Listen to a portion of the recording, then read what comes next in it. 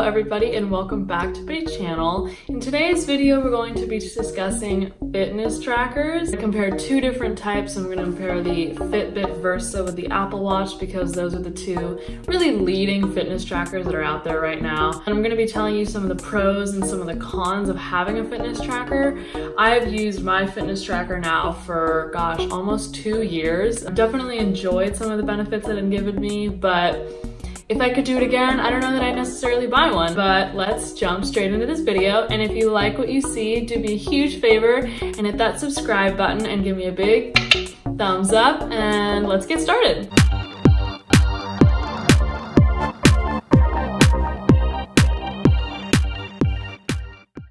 To start off, I would say, and of course I have my handy dandy notes because I always got to be looking at my notes. I would say that the biggest pro of a fitness tracker is it gives you a real sense of how active you're being and how much you're burning and moving throughout the day. So even if someone took away my Apple Watch, my fitness tracker from me right now, I could have a pretty good sense, given a day's activity, how far I walked, how many steps I took, how many calories I burned, just because I've been monitoring the activity on my watch for so long.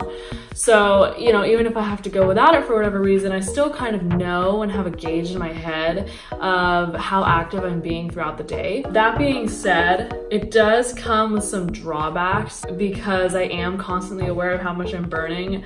People say that they get fixated on the numbers, and I've definitely encountered that in terms of, if I don't burn X number of calories a day, like I've failed that day, or if I haven't taken 10,000 steps, I'm like pacing around my house at midnight trying to get the 10,000 steps in. I've never done that, but I know people who have. If you can't wear your tracker for whatever reason and you go to the gym, you feel as though your workout doesn't count because you don't have your tracker on, when in reality it's just telling you what you're doing. It's not making what you're doing effective. That being said though, it does allow you to track metrics such as distance walked, steps taken, flights climbed. It monitors your heart rate, which is really nice. If I'm doing a workout and I want to keep my heart rate in a certain zone, like I generally do with heavy weights and cardio, I can just look right on my watch and it tells me what my heart rate is, and if I need to push it more, I know to push it more. What's nice about the two leading fitness trackers, and I would say a lot of fitness trackers out there now, is that they have different workout modes. So it will tailor its readings based on whatever workout mode you select. So elliptical, or an outdoor run, or a swim, or strength training, or core training. So that allows it to be a little bit more accurate. The two main fitness trackers out there right now are the Fitbit Versa and the Apple Watch.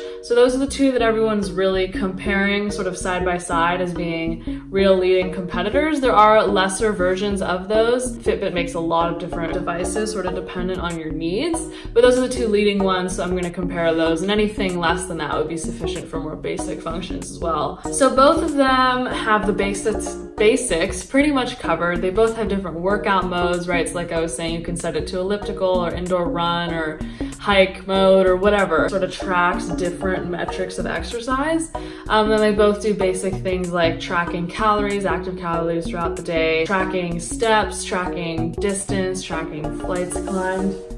Hey, Misty. I have kitty issues. Why are you hissing? Maybe there's a ghost in my apartment. I don't know. She was hissing at like nothing. I have no idea where I was.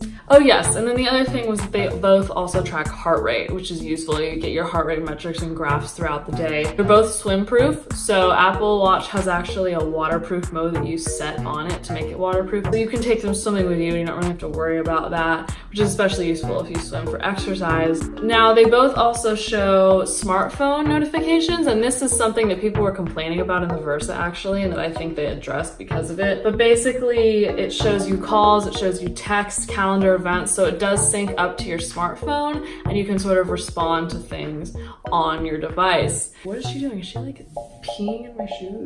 There are some differences for sure. The Apple Watch is significantly more expensive, so it's about $400.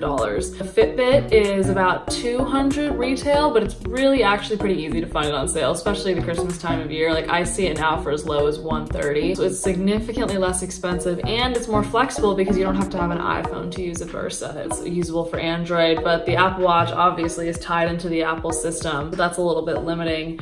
Now, in terms of battery life, the Fitbit completely takes the cake. It has 4 to 5 days of battery life, which is nice because you can actually use it to track sleep. Both devices do track your sleep, but you can't really do that on the Apple Watch because the Apple Watch really has a max of 1.5 days of battery life. So if you don't charge it overnight, you're gonna have to charge it at some point the next day, which is not convenient whatsoever. The Fitbit Versa is a little bit thinner, it's a little bit lighter, it's kind of not as bulky. I don't find that to be an issue with the Apple Watch, but I've heard that it's a lot more sleek, the Versa. I've never used a Versa, but I did some research and I've talked to people who have a Versa. I've seen it and it is a lot lighter.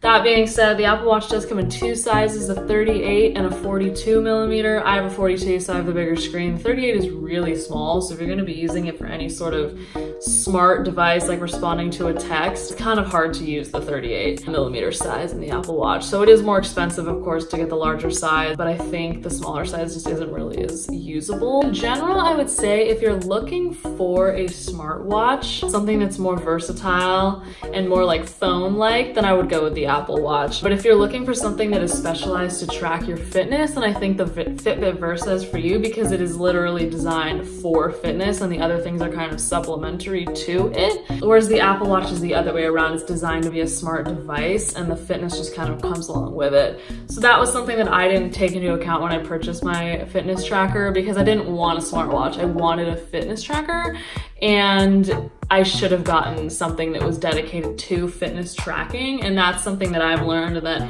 next smart device that I get, because I do like having one, I will be getting a Fitbit Versa or some equivalent thereof at that time. Again, you do have to be careful using a smart device, not to get too obsessed with it, but if you find that that's not an issue for you or it's something that doesn't bother you all that much, I think it's a great way to just sort of keep track of what you're doing and have a better understanding of how your activity translates into whatever metrics you're interested in monitoring. Because as I was saying, I do have a better understanding, even if I were not to wear the watch, of sort of where I'm at in the day, just because I've been tracking my progress so consistently and I know what activities output what metrics and how many steps I'll get in a certain day based on the activities I'm doing. So if you enjoyed what you saw, I would love for you to stick around and subscribe and give this video a thumbs up. It really helps me out. I'm just starting out here. It's December 23rd. Oh my gosh, I thought it was like the 20th. Tomorrow's Christmas Eve. Happy holidays. I hope you're just having a lovely time of year. This is an awesome time of year. I will see you next time.